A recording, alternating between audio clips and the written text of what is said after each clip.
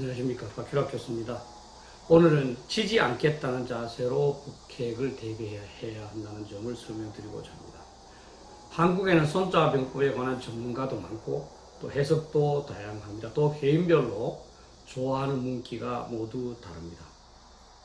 너무 전문가가 많아서 저도 끼어들기가 좀 꺼려지지만 다음 한 가지는 꼭 소개할 필요가 있다고 생각을 해서 말씀드립니다.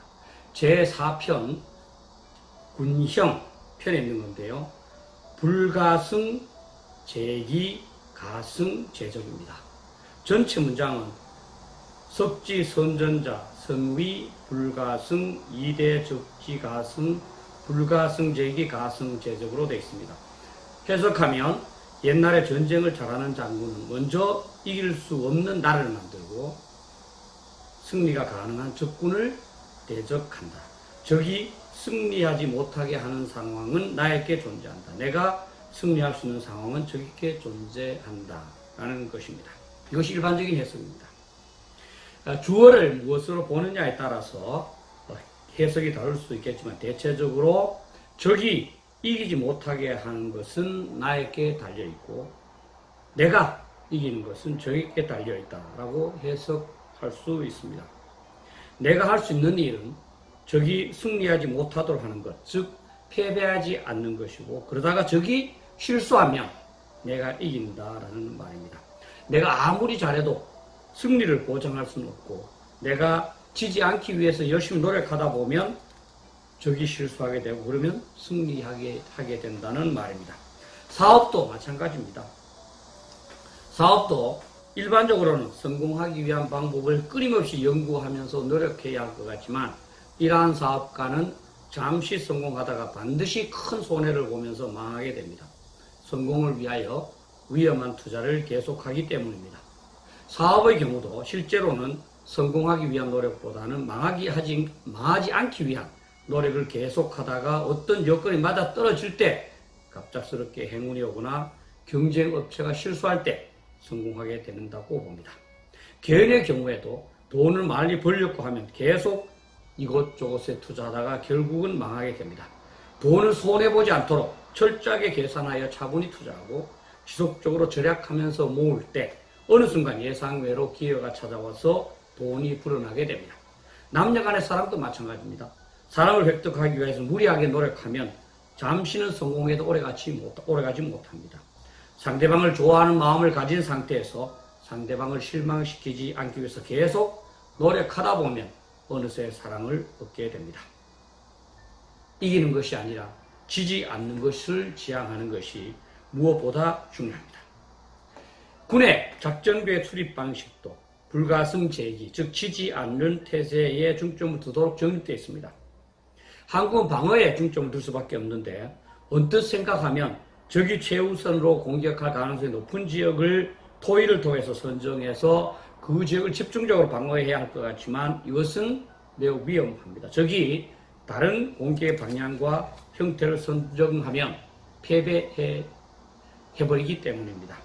따라서 교범에서도 방어계획을 수립할 경우 순수한 지역만을 고려해서 적의 접근로를 구상하고 접근로별로 우리가 어떻게 방어할 것인가 강력하게 또는 약하게를 결정한 후 거기에 맞도록 병력을 배치합니다. 그런 다음에 적이 어떻게 공격해 올 것인지를 다양한 형태로 생각을 해보고 토론을 해보고 그것을 우리 방어태세와 비교해서 미흡한 부분이 있으면 보완하게 되는 것입니다. 이로써 적이 어떤 형태로 공격하더라도 지지 않을 태세를 구비하게 되는 것입니다. 그래서 한국군은 모든 휴전선을 철저하게 방어하고 가난 모든 양상을 고려해서 어떤 사태가 발생하더라도 국민을 보호할 수 있도록 노력하는 것입니다. 그래서 방어자는 많은 비용이 들 수밖에 없고 군대는 승리하려는 것이 아니라 패배하기 위한 조직이 되는 것입니다. 이런 점에서 무엇보다 중요한 것은 우리가 적의 의도보다는 능력에 초점을 둬야 한다는 것입니다. 북한의 의도보다는 북한의 능력에 초점을 둬야 합니다.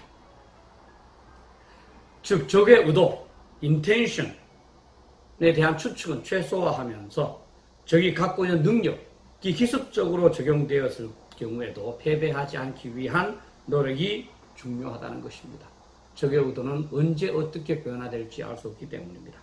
그럼에도 불구하고 현재 한국에서는 북한의 능력보다는 의도에 초점을 맞추어서 북한이 핵무기를 폐기하겠다는 전략적 결정을 했다면서 철저하게 대비하지 않고 있습니다. 북한이 어떤 도발을 할 때마다 의도 추측에 분주합니다. 이것은 우리가 할 수 있는 것은 지지 않을 태세를 구비하는 것이라는 손자병법과 군사교리에 정식으로 위배되는 것입니다.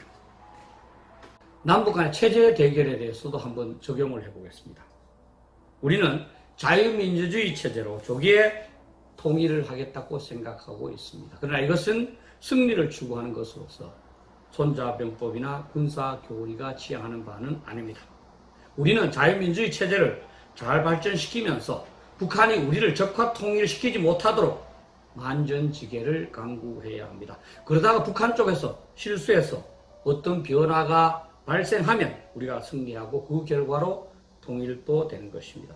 통일을 달성하고자 하는 것이 아니라 통일을 당하지 않고자 노력을 하면서 기다리는 것입니다. 서독이 그렇게 해서 성공을 했습니다. 다시 한번 말씀드리면 내가 할 수 있는 최대한의 노력은 지지 않는 것이지 이기는 것이 아닙니다.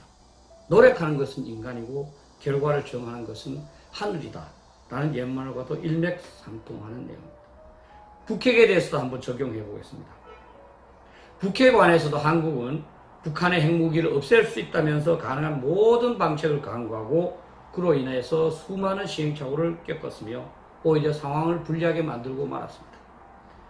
기상천외한 방법을 통해서 북핵을 폐기시키고 통일로 연결시키겠다고 생각하기 때문입니다. 현 정부는 대화만으로도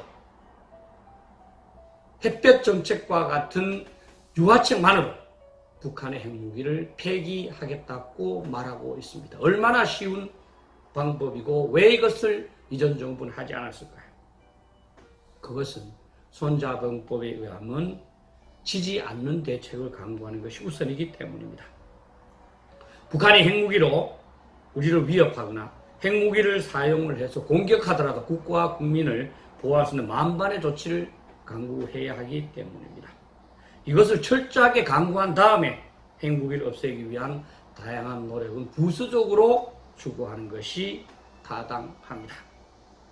또한 북한이 왜 핵무기를 개발했는지를 추측하는 대신에 북한의 핵 능력에만 집중해서 그에 대한 대비책을 강구해야만 합니다. 북한이 핵무기로 적화 통일을 하려고 시도하더라도 지지 않을 태세를 강구하는 것이 손자병법의 정신에 부합되고 그것이 정답입니다. 한국이 이와 같이 지지 않을 태세를 구비할 때 북한 내부에서 어떤 변화가 생기거나 국제 정세가 우리에게 긍정적으로 발전될 수 있고 그렇게 되면 북한의 핵무기 폐기에 관한 어떤 기회를 잡을 수 있으며 통일까지도 가능할 수 있을 것입니다. 이러한 장기적이면서 합리적인 생각을 갖는 것이 무엇보다 중요합니다. 역설적이지만 한국이 남북관계에서 승리, 한반도의 통일을 추구하기 때문에 국론이 분열되고 북한한테 약점이 잡히며 오히려 북한한테 모멸을 당하고 있는 것이 사실입니다. 불가승제기 가승제죠. 즉 적이 이기지 못하게 하는 것은 나에게 달려있고 내가 이기는 것은 저에게 달려있다. 너무나 좋은 말인 것 같습니다. 우리 모두 이 말을 마음에 새겨서 개인적인 사업도 그렇고 직장일도 그렇고 국가대사도 그렇게 하는 것이 필요합니다. 참고되기를 바랍니다.